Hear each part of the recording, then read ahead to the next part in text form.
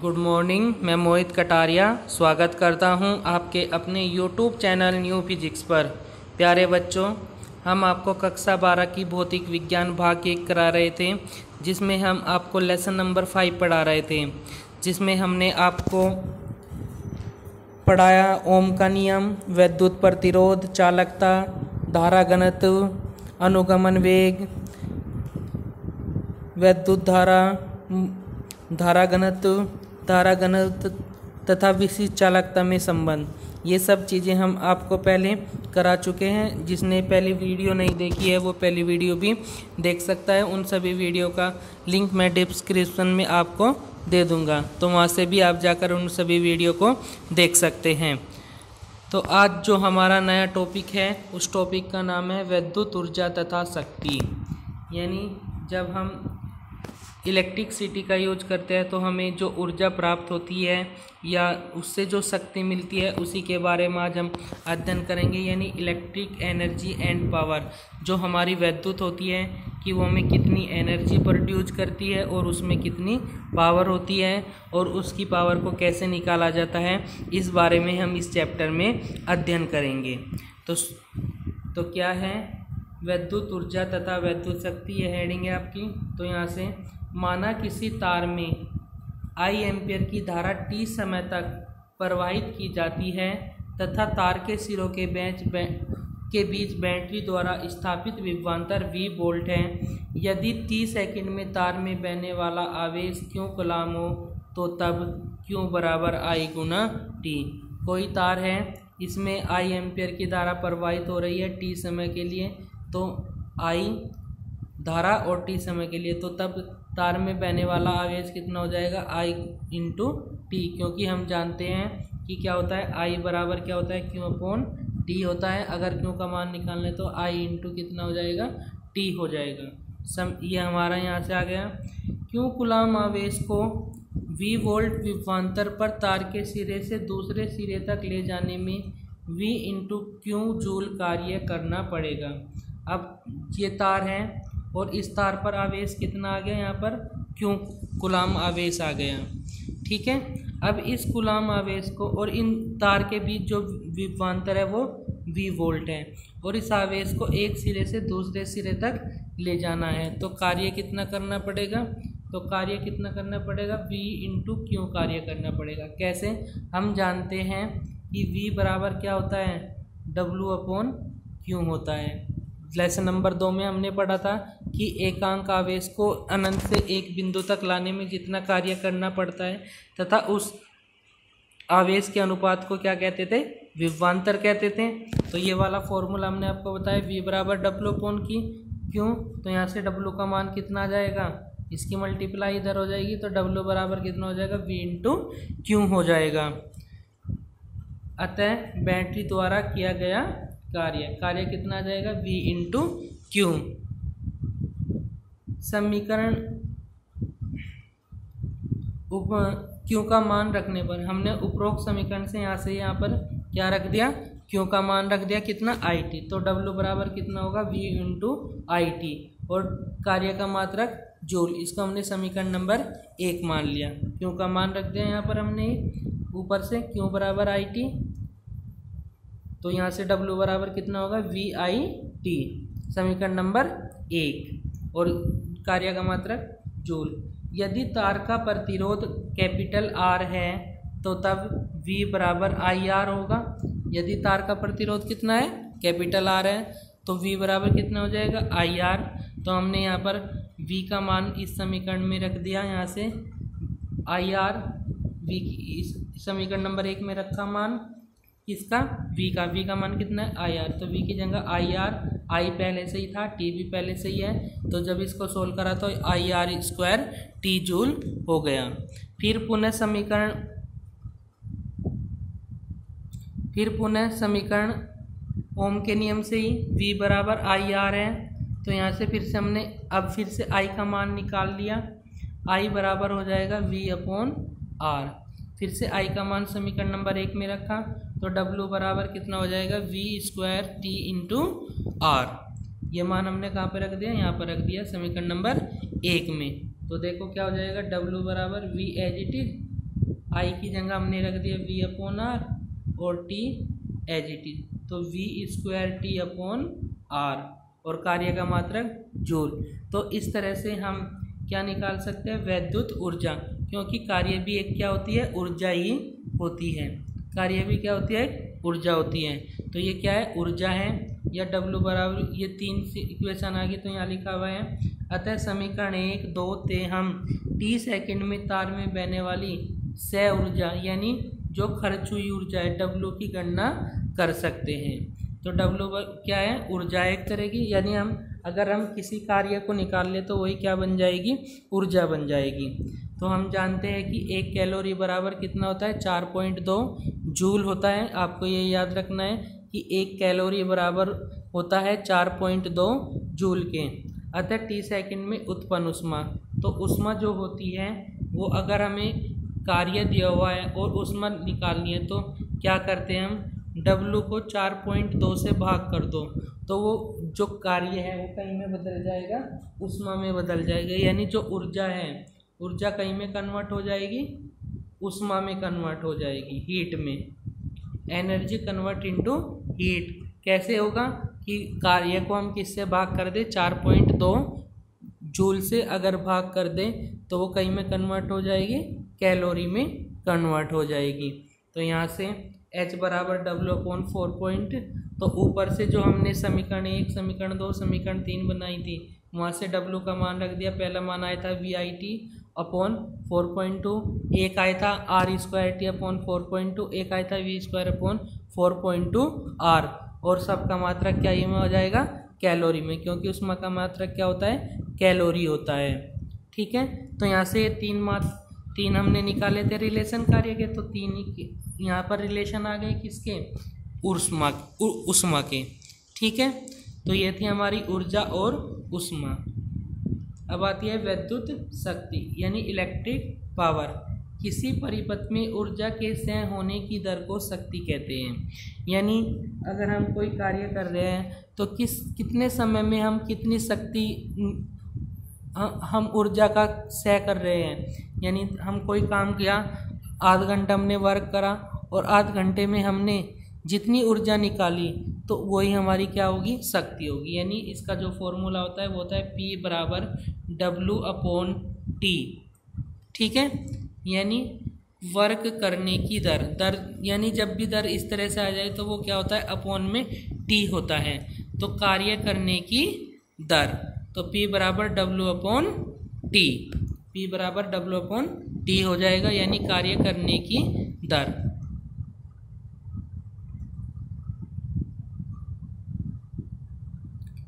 तो ये परिभाषा लिखी हुई है, किसी परिपथ में ऊर्जा के क्षय होने की दर को शक्ति कहते हैं। इसे कैपिटल P से प्रदर्शित करते हैं। इसका मात्रक जूल सेकंड या वाट होता है। P बराबर W अपॉन T, यानी कार्य करने की दर को ही क्या कहेंगे, या उस ऊर्जा क्षय होने की दर को क्या कहेंगे, हम शक्ति कहेंगे। ठीक है, यानी अगर हमें अपनी शक्ति निकालनी है तो हम क्या करेंगे, हम देखें कि हम आधे घंटे में कितनी एनर्जी बाहर निकाल रहे हैं, कितनी ऊर्जा हम बाहर निकाल रहे हैं, या कितनी ऊर्जा हमारी खर्च हो रही है। तो जितनी आधे घंटे में हमारी ऊर्जा खर्च होगी और वही हमारी क्या हो जाएगी, शक्ति हो जाएगी। तो ये फॉर्मूला है इसका, P बराबर W अपॉन T। W का मात्रक जूल, समय का मात्रक सेकंड, तो मात्रक हो गया जूल प्रति सेकंड, और दूसरा मात्रक क्या हो जाएगा, वाट। या हम कह सकते हैं कि 1 वाट बराबर 1 जूल प्रति सेकंड भी होता है। अब इसके और फॉर्मूले हम बना सकते हैं, जैसे P बराबर VIT अपॉन T होता है। तो देखो P बराबर क्या होता है, W अपॉन T होता है, और W का हमने अभी एक मात्रक निकाला था ऊपर, VIT अपॉन यहाँ पर T से T कैंसिल, तो कितना बचा, VI। तो P बराबर VI P, और दूसरा इसी तरह से दूसरा फॉर्मूला रखेंगे तो दूसरा फॉर्मूला बन जाएगा, और तीसरा फॉर्मूला रखेंगे तो तीसरा फॉर्मूला बन जाएगा, P बराबर V स्क्वायर अपॉन R। तो ये 3 फॉर्मूले होते हैं शक्ति के। अगर हमें विभवांतर और धारा दी है तो तब भी हम क्या निकाल सकते हैं, शक्ति निकाल सकते हैं। धारा और प्रतिरोध दिया हुआ है तो तब भी हम शक्ति निकाल सकते हैं, विभवांतर और प्रतिरोध दिया होता है तब भी हम क्या निकाल सकते हैं, शक्ति निकाल सकते हैं। तो ये 3 फॉर्मूले हमारे शक्ति के हैं। इसी तरह से 3 फॉर्मूले हमारे कहीं के थे, ऊर्जा के थे, और इसी तरह से 3 फॉर्मूले हमारे कहीं के हैं, ऊष्मा के हैं। तो ये था हमारा टॉपिक। तो यहाँ से 3 फॉर्मूले आपको याद रखने हैं। तो यहाँ पर लिखा हुआ है, यदि किसी बल्ब पर 40 वाट 220 वोल्ट लिखा हो तो इसका अर्थ होता है कि यदि 220 वोल्ट पर जलाए तो इसमें 40 वाट की शक्ति से होगी। देखा होगा जब हम शॉप पर जाते हैं हम कहते हैं कि 5 वाट का बल्ब दे दो, 3 वाट का बल्ब दे दो, इस तरह से बोलते हैं, या 40 वाट का बल्ब दे दो, 50 वाट का, 100 वाट का बल्ब, इस तरह से आते हैं बल्ब। तो जो उन पर क्या लिखा होता है, इस तरह से लिखा होता है 100 वाट और 220 वोल्ट। तो इसका मीनिंग है कि अगर उसे जब इतना विभवांतर दिया जाएगा तभी वो इतनी एनर्जी क्या करेगा, प्रोड्यूस करेगा, यानी इतनी ऊर्जा निकालेगा 100 वाट की। ठीक है, तो इसका क्या अर्थ हुआ कि अगर किसी कोई भी इलेक्ट्रिक चीज़ है, अगर उस पर लिखा है 50 वाट और यहाँ पर लिखा है 220 वोल्ट, 220 वोल्ट ये स्टैंडर्ड होता है। तो यहाँ से 220 वोल्ट का क्या मीनिंग है, इसका मीनिंग है कि इतने विभवांतर लगाने पर जो हमारा उपकरण है वो इतनी ऊर्जा में देगा, इतनी 50 वाट की। ठीक है, तो इसका मीनिंग ये होता है। अनेक कार्यों के लिए वाट बहुत छोटा मात्रक होता है, अतः इसके स्थान पर बड़े मात्रक को किलोवाट, मेगावाट का उपयोग किया जाता है। देखा होगा, आपने सुना होगा कि आपके यहाँ मीटर कितना लगा है, 10 वाट, 10 मेगावाट का है, 10 किलोवाट का, इस तरह से बोला जाता है। तो जो कार्यों के लिए जो वाट होता है वो बहुत छोटा मात्रक होता है और इसके स्थान पर हम क्या करते हैं, बड़े मात्रकों का यूज़ करते हैं। जैसे किलोवाट, किलोवाट होता है 10 की घात 3 वाट, 1 मेगावाट होता है 10 की घात 6 वाट।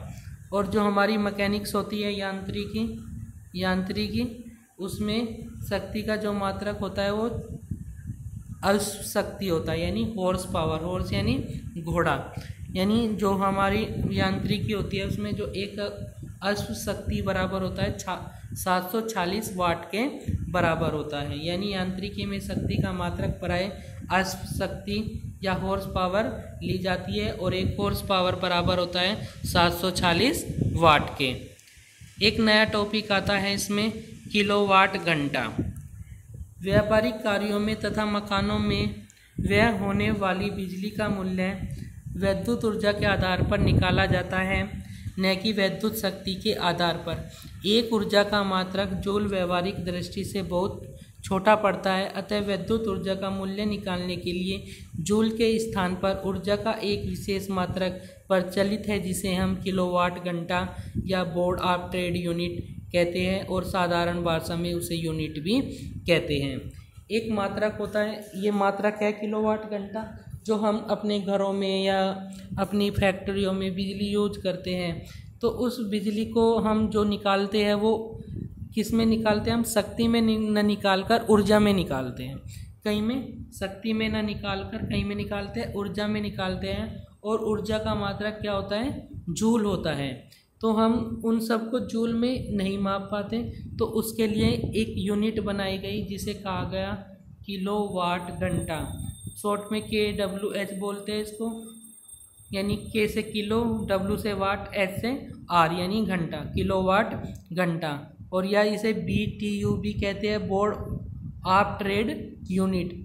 ठीक है, और सिंपल भाषा में इसको यूनिट भी कहा जाता है। देखा होगा मीटर लगे होते हैं, जब हमारी रीडिंग आती है तो हम कहते हैं कि कितनी यूनिट बढ़ गई या कितनी यूनिट का हमारा बिल आया है, तो वही होती है हमारी यूनिट। तो उसको हम कहीं में नापते हैं, किलोवाट घंटा में नापते हैं कि एक घंटे में कितने वाट की ऊर्जा खर्च हुई है। तो उसी से हम लगाते हैं अपनी यूनिट कि हमारी इतनी यूनिट खर्च हो गई है, कि एक घंटे में कितनी वाट ऊर्जा लगी। तो उसी से हम पता लगा लेते हैं कि हाँ हमारी इतनी यूनिट खर्च हुई है। तो ये एक मात्रक होता है जो क्या करता है, यूनिटों को बताता है, यानी जो हमारी ऊर्जा खर्च हुई है उनको एक यूनिट में बताता है। तो ये परिभाषा दी हुई है 1 किलोवाट घंटा या 1 यूनिट विद्युत ऊर्जा की वह मात्रा है जो किसी परिपथ में 1 घंटे में क्षय होती है, जबकि परिपथ में 1 किलोवाट की विद्युत शक्ति हो। तो यही वही जो चीज़ मैंने आपको बताई कि 1 घंटे में कितनी विद्युत शक्ति होगी, खर्च होगी। क्षय का मीनिंग होता है खर्च होती है, कि 1 घंटे में कितनी, 1 घंटे में क्षय ऊर्जा खर्च होगी, तो वही क्या है, 1 किलोवाट घंटा। तो 1 किलोवाट घंटे को हम जूल में भी बदल सकते हैं कि 1 किलोवाट घंटा बराबर, हम इसको ऐसे लिखते हैं 1 किलोवाट गुना 1 घंटा। 1 किलोवाट में 1000 वाट और 1 घंटे में 3600 सेकंड। इसको ये 3600 सेकंड कर लेना, क्योंकि 1 घंटे में कितनी होती है 60 मिनट, 60 मिनट में कितनी सेकंड होती है 30, 60 सेकंड, 6 चंग 36 यानी 3600 सेकंड। इसको यहाँ पर कितना कर लेना 3600 सेकंड कर लेना। सोल्व करेंगे, सोल्व करने के बाद तो हमारा आ जाएगा 3.6 गुना 10 की घात 6 वाट सेकंड। तो 1 घंटा बराबर 1 किलोवाट घंटा बराबर होता है 3.6 गुना 10 की घात 6 वाट सेकंड, या 3.6 गुना 10 की घात 6 जूल। क्या हो सकता है 3.6 गुना 10 की घात 6 जूल। ठीक है, तो 1 किलोवाट बराबर कितना होता है 3.6 गुना 10 की घात 6 जूल होता है। तो ये हमने यहाँ पर इसको किलोवाट घंटे को जूल में कन्वर्ट कर दिया। अब आती है यूनिटी को संख्या। यूनिटी की संख्या कैसे निकालें, तो यूनिट की संख्या निकालने का फॉर्मूला होता है वोल्ट गुणा एम्पियर गुणा घंटे बटे 1000। अगर हम विभवांतर धारा और घंटे को 1000 से भाग कर दे तो क्या निकल जाएगी, यूनिट निकल जाएगी। और वोल्ट एम्पियर वी आई बराबर क्या होता है, वी आई बराबर अभी फॉर्मूला बताया पी होता है, पी यानी शक्ति, शक्ति का मात्रक वाट, यानी वाट गुणा घंटे बटे 1000 भी हम इसको लिख सकते हैं। यूनिटों की संख्या हम क्या लिख सकते हैं, तो इस इन दोनों फॉर्मूले से हम क्या निकाल सकते हैं, यूनिटों की संख्या निकाल सकते हैं। तो वाट गुणा घंटे, तो वाट कैसे आया है, वोल्ट एम्पियर है, वोल्ट एम्पियर को वी आई लिख सकते हैं। वी आई बराबर क्या होता है पी के, पी किसका पी का मात्रक क्या होता है वाट, तो यहाँ पर इसलिए वाट लिखा गया है, वाट गुणा घंटे बटे 1000। तो ये हमारी टॉपिक था। अब नेक्स्ट टॉपिक है हमारा कार्बन प्रतिरोध एवं कार्बन प्रतिरोधों के लिए वर्ण कोड। यानी एक प्रतिरोध होता है जिसको हम जर्नली यूज नहीं करते, यानी बड़े बड़े जो हमारे प्रतिरोध होते हैं उनको विद्युत और इलेक्ट्रॉनिक परिपथों में विभिन्न मानकों के प्रतिरोध प्रयुक्त किए जाते हैं। इनके मान बहुत अधिक परास परिवर्तित होते हैं। ये मान सामान्यतः कार्बन प्रतिरोध होते हैं। यानी कुछ प्रतिरोध ऐसे होते हैं जो बहुत बड़े होते हैं, उनको हम इलेक्ट्रॉनिक परिपथों में यूज करते हैं, तो उन्हीं को कहते हैं हम कार्बन प्रतिरोध। उस कार्बन प्रतिरोध के लिए एक वर्ण कोड होता है कि कैसे हम पता लगाएं कि कौन सा कार्बन कितने प्रतिरोध का है। तो उसके लिए एक कोड है, जैसे हमारे पास एक कार्बन रोड है, ये हमारे पास एक कार्बन रोड है, तो इस पर 4 पट्टी हुई रहती है, 1 2 3 4, कभी कभी 3 पट्टी भी मिलती है, कभी कभी 4। इसको हमने ए नाम दिया, इसको बी नाम दिया, इसको सी नाम, इसको डी नाम। वर्ण का अर्थ होता है रंग। तो इस जो जैसे ये हमारा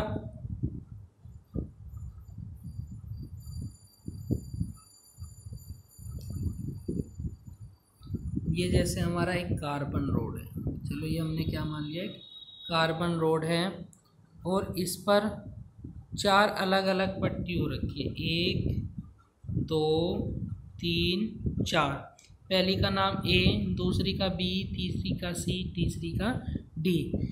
तो कार्बन रोड पर वर्ण कोड का रंग का कोड, यानी जो 4 ये पट्टी होगी अलग अलग रंग की हो सकती है।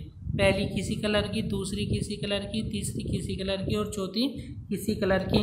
कभी कभी इसमें चौथी पट्टी नहीं होती। ठीक है, 2 पट्टी एक कलर की भी हो सकती है और अलग अलग कलर की भी हो सकती है।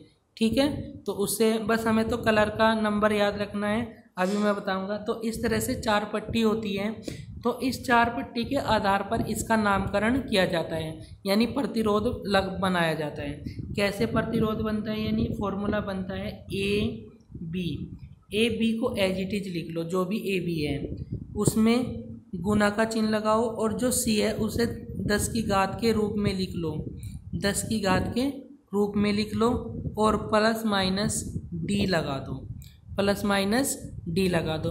तो ये फॉर्मूला बन जाता है कार्बन प्रतिरोध निकालने का।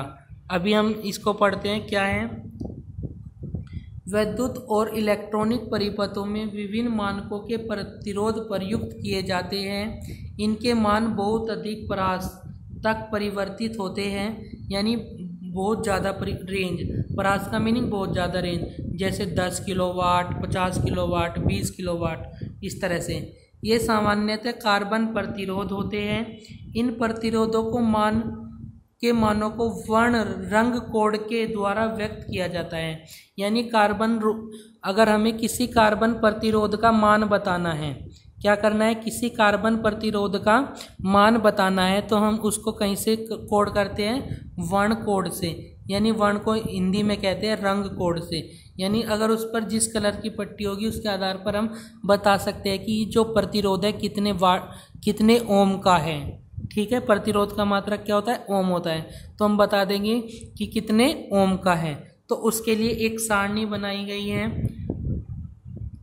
जो मैंने अभी बताया कि कार्बन प्रतिरोध में सामान्यतः 4 विभिन्न सेकेंडरी रिंग या बैंड ABCD होते हैं। सिरे से पहले 2 बैंड A और B ओम में प्रतिरोध के सार्थक अंकों को व्यक्त करते हैं। तीसरा बैंड C दशमलव गुणांकों तथा अंतिम D सहनशीलता को प्रतिशत में व्यक्त करता है। कभी कभी 3 रंगों के ही बैंड होते हैं, चौथा बैंड नहीं होता।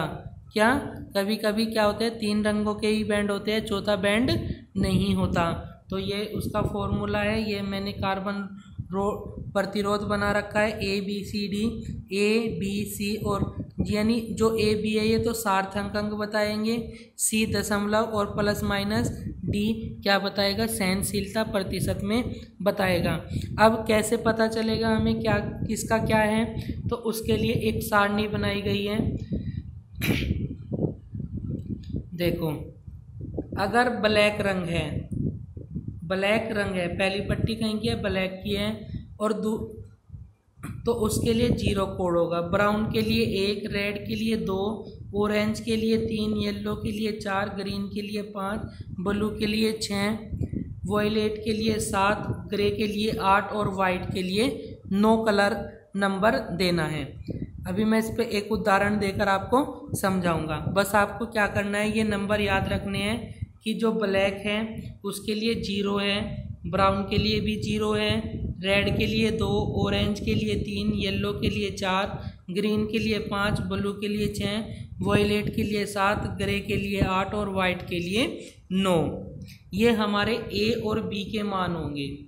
जो A वाली पट्टी होगी और B वाली पट्टी होगी, दोनों किसके लिए मान होंगे, हमारे A और B की पट्टी के लिए मान होंगे। A की पट्टी के लिए भी यही मान यूज करने हैं और B की पट्टी के लिए भी यही मान यूज करने हैं। A की पट्टी के लिए भी और B की पट्टी के लिए भी यही दोनों मान क्या करने हैं, यूज करने हैं। जो तीसरी पट्टी है C, उसके लिए मान यूज करना है ये वाला। अगर ब्लैक है तो 10 की घात 0, ब्राउन है तो 10 की घात 1, रेड है तो 10 की घात 2, ऑरेंज है तो 10 की घात 3, येलो 10 की घात 4, ग्रीन 10 की घात 5, ब्लू 10 की घात 6, वॉयलेट 10 की घात 7, ग्रे 10 की घात 8 और वाइट 10 की घात 9 यूज करना है। ठीक है, तो ये याद कर लोगे। उसके बाद विश्वसनीयता या सहनशीलता के लिए अगर गोल्ड है तो 5% देना है, सिल्वर है तो 10% और कोई कलर नहीं है तो 20% हमें उसको देना है। अब एक उदाहरण से मैं इसको समझाता हूँ कि एक कार्बन रोड है।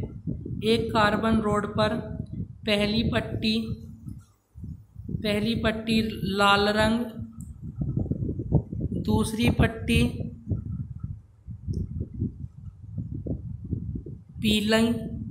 पीला तथा तीसरी पट्टी ब्राउन यानी भूरी व चौथी पट्टी पर सिल्वर यानी सुनहरा कलर है, सिल्वर रंग है। तो कार्बन प्रतिरोध निकालिए। तो पहली पट्टी कैसी है, लाल है, तो लाल के लिए हमने कोड बताया था 2, तो 2 लिख लेंगे। पहली पट्टी कैसी है, लाल रंग की है, तो उसके लिए कोड रख लेंगे 2। फिर हमने आपको बताया था दूसरी पट्टी कैसी है, पीली, तो पीली के लिए कोड है 4, तो ये हो गया 4, ठीक है। फिर हमने आपको बताया था गुना का चिन्ह लगाना है। और तीसरी पट्टी है भूरी, तो भूरी के लिए जो कोड है वो 10 की घात कितना है, 10 की घात 1 है, ठीक है। फिर चौथी पट्टी सिल्वर की, फिर हमने बताया था प्लस माइनस, सिल्वर के लिए आपको बताया था 10%।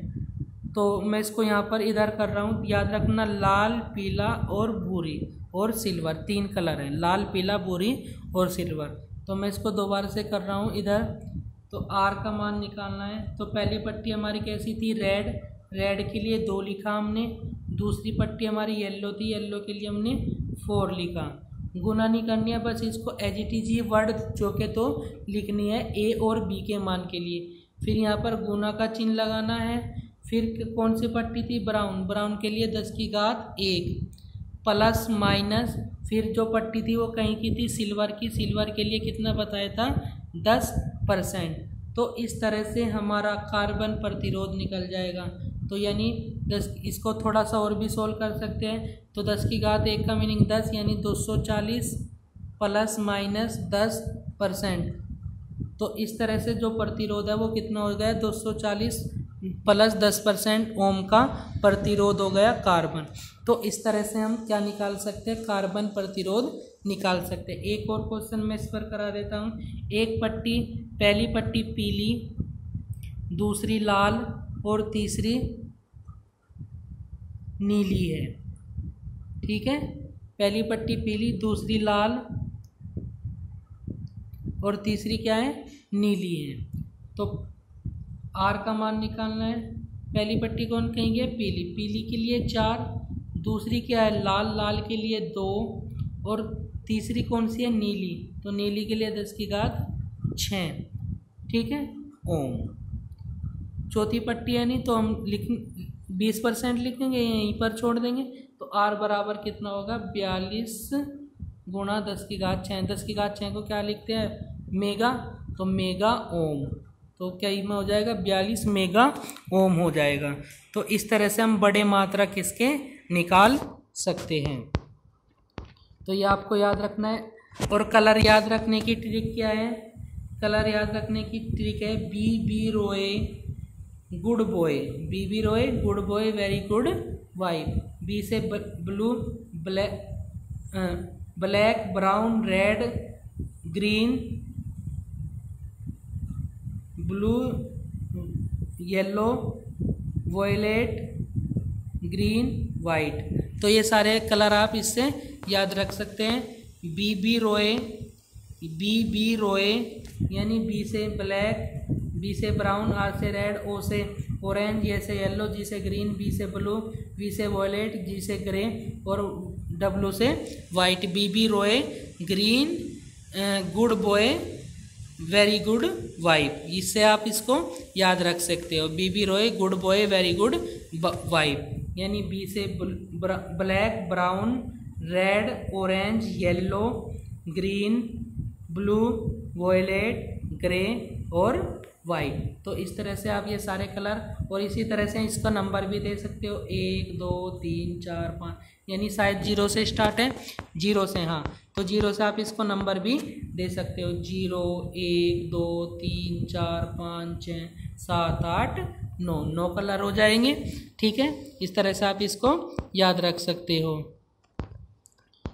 नेक्स्ट टॉपिक है हमारा प्रतिरोधों का संयोजन। जिस तरह से हमने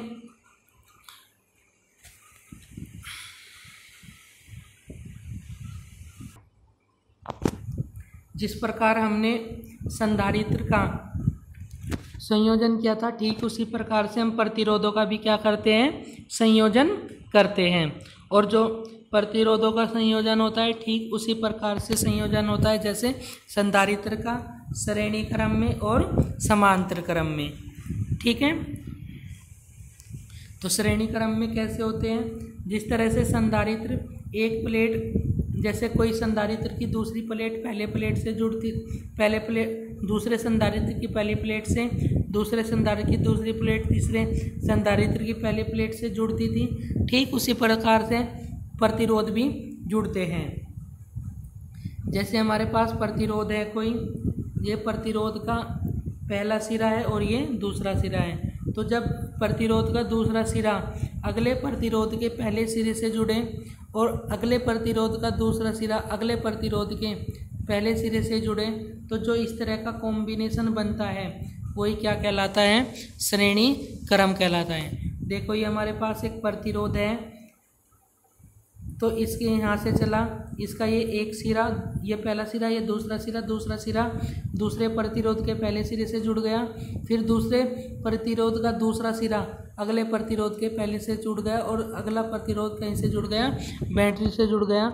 इस तरह का जो कॉम्बिनेशन बनता है, जो इस तरह का संयोजन बनता है, वही कहलाता है श्रेणी क्रम। बस आपको सिंपल याद रखना है कि जब किसी प्रतिरोध का दूसरा सिरा किसी प्रतिरोध के पहले सिरे से जुड़े और दूसरे प्रतिरोध का पहला सिरा तीसरे प्रतिरोध के पहले सिरे से जुड़े, और इस तरह से जो कॉम्बिनेशन बनेगा वही क्या कहलाएगा? श्रेणी क्रम कहलाएगा। तो चित्र में A B C D, A B B C, A B A D और 3 प्रतिरोध श्रेणी क्रम में जोड़े गए हैं। माना इनके प्रतिरोध क्रम से R1 R2 व R3 है। एक तो ये ए बी प्रतिरोध होगा, एक ए डी प्रतिरोध और एक सी डी। इसको ए डी कर, ये वाला प्रतिरोध क्या कर लेना भाई? ए डी कर लेना। ठीक है, 3 प्रतिरोध ए बी ए डी और सी डी, 3 प्रतिरोध कहीं में जोड़े गए श्रेणी क्रम में। इन प्रतिरोधों के मान क्रम से R1 R2 व R3 है। इनका तुल्य प्रतिरोध कैपिटल R है। माना कि तीनों प्रतिरोध R1 R2 व R3 में धारा I बह रही है, तब इनके सिरों के बीच विभवांतर V1 V2 व V3 है। तब प्रतिरोध की परिभाषा के अनुसार V1 बराबर IR1, V2 बराबर IR2, V3 बराबर IR3। क्योंकि श्रेणी क्रम में एक ही धारा प्रवाहित होती है, लिखा हुआ है इस संयोग में सभी प्रतिरोधों में एक ही वैद्युत धारा प्रवाहित होती है, परंतु उनके सिरों के बीच विभवांतर उनकी प्रतिरोधों के अनुसार अलग अलग होते हैं। तो विभवांतर क्या हो जाएंगे? अलग अलग। ठीक है, विभवांतर क्या होता है? अलग अलग होते हैं, लेकिन धारा प्रत्येक प्रतिरोध में क्या बहती है? समान बहती है। इसलिए यहाँ पर V1 बराबर IR1, V2 बराबर IR2, V3 बराबर IR3। यदि A व D के बीच विभवांतर कैपिटल V हो, तब V बराबर V1 plus V2 plus V3 हो जाएगा। तो V बराबर V1 का मान रखा, I कॉमन ले लिया, तो V बराबर I R1 R2 R3 बचेगा। अतः A व D के बीच तुल्य प्रतिरोध कैपिटल R हो, यानी A और D के बीच हमने कितना मान लिया? तीनों की जगह कैपिटल R मान लिया, और विभवांतर V दे ही रखा है, तो और धारा I बह रही है, तो ओम के नियम से V बराबर IR हो जाएगा। भाई जो 3 प्रतिरोध थे, उन 3 प्रतिरोध की जगह हमने एक प्रतिरोध मान लिया, और विभवांतर उसमें पहले से V लगा हुआ है और धारा I भी बह रही है, तो ओम के नियम से अब क्या कितना हो जाएगा? V बराबर I और IR हो जाएगा। तो समीकरण 1 व 2 की तुलना करने पर, समीकरण 1 2 की तुलना करेंगे तो IR बराबर IR1 R2, तो I से कैंसिल, तो R बराबर बचा R1 plus R2 plus R3। और जो ये होता है संधारित्र का उल्टा होता है। संधारित्र के श्रेणी क्रम में जो हम तुल्य धारिता निकालते हैं वो ऐसे निकालते हैं C1 plus 1/C2 plus 1/C3, और इसमें हम कैसे निकालते हैं? R बराबर R1 plus R2 plus R3। ठीक है, तो इसमें ये क्या हो जाता है? उल्टा हो जाता है किसका? संधारित्र का। तो इस तरह से हम तुल्य प्रतिरोध निकाल सकते हैं किसमें? श्रेणी क्रम में। इसी तरह से पार्श्व या समांतर क्रम, इसको समांतर क्रम भी बोलते हैं। ठीक है, या समांतर क्रम भी कहते हैं, या पार्श्व क्रम कहते हैं इसको। तो इसमें कैसे हम संयोग करते हैं? तो इसमें भी ठीक उसी प्रकार से होता है, जैसे वहाँ पर क्या जुड़े हुए थे? संधारित्र एक तरफ जुड़े हुए थे, तो इसमें भी जो प्रतिरोध के सिरे एक सिरे होते हैं एक तरफ जुड़ा होता है और दूसरे सिरे एक तरफ। ठीक है, जैसे ये R1 का प्रतिरोध का एक सिरा, ये दूसरा इसका पहला सिरा, यानी एक सिरा एक तरफ होगा और दूसरे सिरे एक तरफ होगा। इस तरह का जो संयोग बनेगा वो क्या कहलाएगा, हमारा समांतर क्रम या पार्श्व क्रम या पैरेलल कहलाएगा। तो इस संयोग में सभी प्रतिरोधों में एक ही विभवांतर होता है, परंतु इनमें धारा अलग अलग प्रवाहित होती है।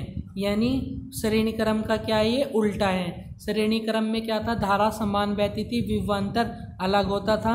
इसमें क्या है कि विभवांतर समान है, धारा अलग अलग बहती है। चित्र में 3 प्रतिरोध R1 R2 कहीं में जोड़े गए हैं, समांतर क्रम में जोड़े गए हैं, और इनमें जो धारा बह रही है वो I1 I2 I3 धारा प्रवाहित हो रही है। तो तब देखो ये एक हमने इनको एक बैटरी से जोड़ दिया, यहाँ से 1 एम्पीयर की धारा चली और एक बिंदु ए तक गई। तो बिंदु ए तक गई तो उस धारा को 3 रास्ते मिले, तो वो जो आई धारा थी 3 भागों में बट गई, I1 I2 और I3 में। जब धारा पहले प्रतिरोध से निकल कर आई तो I1 आएगी, दूसरे प्रतिरोध से यहाँ पर I2 निकली और तीसरे प्रतिरोध से I3, और फिर ये बिंदु 3 पर आकर मिल गई और फिर से क्या बना ली इन्होंने, वही धारा बना ली जो शुरू में चली थी, और फिर से वो बैटरी में आ गई। तो इस तरह से क्या हुआ कि धारा 3 भागों में बट गई। तो धारा को हम 3 भागों में इस तरह से बांट सकते हैं कि I1 plus I2 plus I3, क्योंकि जो ये I1 I2 थे किससे मिलकर बने थे, I1 से ही तो टूटे थे। सपोज करो यहाँ से 3 एम्पीयर की धारा चली, एक में 2 एम्पीयर चली गई, एक में 1 एम्पीयर और एक में 3 एम्पीयर। तो कुल धारा बनाने के क्या करना पड़ेगा, इन तीनों को जोड़ना पड़ेगा। तो 1 2 3 और 3 और 3 6 हो गई। तो वही है I बराबर I1 प्लस I2 I3। समीकरण नंबर 1, माना A व B के बीच विभवांतर कितना है, V है। तब तो I1 बराबर V अपॉन R1, I2 बराबर V2 अपॉन R2, I3 बराबर V अपॉन R3। ठीक है, क्योंकि धारा अलग अलग है और प्रतिरोध भी अलग है, लेकिन विभवांतर क्या है, समान है। तो I का मान यहाँ पर रख देंगे समीकरण 1 में। तो V upon R1, V upon R2, V upon R3, I बराबर V कॉमन लेके 1 upon R1, 1 upon R2 plus 1 upon R3। समीकरण नंबर 2, यदि A व B के बीच तुल्य प्रतिरोध आरो, यानी 3 प्रतिरोध की जगह हमने एक प्रतिरोध लगा दिया, I धारा बह रही है और विभवांतर कितना है, V। तो I का मान कितना हो जाएगा, V अपॉन R। समीकरण 3 व 2 की तुलना करने पर तो V अपॉन R बराबर V 1 upon R1 plus 1 upon R2 1 plus R3, V से V कैंसिल, तो ये आ जाएगा 1 अपॉन R बराबर 1 upon R1 plus 1 upon R2 plus 1 upon R3। और ये भी किसका उल्टा होता है, संधारित्र का, क्योंकि श्रेणी क्रम के समांतर क्रम के संधारित्र में जो हम क्या निकालते हैं, तुल्य धारिता निकालते हैं, वो कैसे निकालते हैं, C बराबर C1 plus C2 plus C3। यानी ये उल्टा हो जाता है। जो संधारित्र का समांतर क्रम होता है वो प्रतिरोध का श्रेणी क्रम बन जाता है, और जो संधारित्र का श्रेणी क्रम है वो समांतर क्रम प्रतिरोध का समांतर क्रम बन जाता है। ठीक है, तो ये हमारा लास्ट टॉपिक था। तो अभी इस चैप्टर के कुछ इंपॉर्टेंट फॉर्मूले, धारा I बराबर Q अपॉन T होता है। धारा अनुगमन वेग में संबंधी हमने फॉर्मूला लिखवाया था। धारा घनत्व का फॉर्मूला, धारा घनत्व, अनुगमन वेग, ओम का नियम, विशिष्ट प्रतिरोध, विशिष्ट चालकता, विशिष्ट चालकता, धारा घनत्व, ऊर्जा के 3 फॉर्मूले, ऊष्मा के 3 फॉर्मूले, शक्ति के 3 फॉर्मूले ये दिए हुए हैं। और एक हमने न्यूमेरिकल दिया हुआ है, क्या कह रहा है कि चांदी के तार में 90 कूलाम आवेश 1 घंटा 15 मिनट तक प्रवाहित होता है। तार में वैद्युत धारा की गणना कीजिए। तो क्यों बराबर दिया हुआ है 90 कूलाम, टी बराबर 1 घंटा 15 मिनट, 1 घंटे में 60 मिनट, 15 मिनट एडिट, यानी कुल मिलाकर 75 मिनट। 75 मिनट को हमने कहीं में बदल लिया सेकंड में, सेकंड में बदलने के लिए 60 से गुना कर धारा निकालनी है। तो हमें फॉर्मूला पता है, आई बराबर क्या होता है, क्यू अपॉन टी होता है। क्यू का मान रखा 90, टी का मान रखा 75 गुना 60, और इसको सोल्व करा। सोल्व करने के बाद कितना आ गया, 0.2 एम्पियर, क्योंकि जो कूलाम बटे सेकंड होता है वही क्या होती है, हमारी एम्पियर होते हैं। तो इसलिए हमने इसको जो घंटा और मिनट में दे रखा था, इसको हमने कहीं में बनाना पड़ा, सेकंड में बनाना पड़ा, क्योंकि मात्रक कहीं में पूछा था एम्पियर में। एम्पियर में मात्रक तभी होगा जब क्या होगा, कूलाम बटे सेकंड होगा। जब कूलाम बटे सेकंड होगा तभी मात्रक कहीं में निकल के आएगा, एम्पियर में निकल के आए। तो इससे आई का मान कितना निकल के आ गया हमारा, 0.02 एम्पियर। तो आज की वीडियो में इतना ही, और ये इस तरह से आपका चैप्टर कंप्लीट हो गया है। एक न्यूमेरिकल हमने आज करा दिया और बाकी न्यूमेरिकल हम कल कराएंगे। तो आज की वीडियो में इतना ही। वीडियो अच्छी लगी हो तो वीडियो को लाइक करना, इस वीडियो को ज़्यादा से ज़्यादा शेयर करना, और जिन्होंने अभी तक चैनल सब्सक्राइब नहीं किया वो चैनल को सब्सक्राइब करके बेल आइकन को दबा लें, जिससे आने वाली सभी वीडियो के नोटिफिकेशन उन्हें मिलते रहें। और इस तरह से आप इन फॉर्मूले पर आधारित न्यूमेरिकल करके देखेंगे, और इस वीडियो को 1-2 बार देखना, जिससे कि इसकी सारी चीज़ें क्लियर हो जाए। तो ये आज हमारा यहाँ पर ये चैप्टर भी कंप्लीट हो गया है। तो आज की वीडियो में बस इतना ही।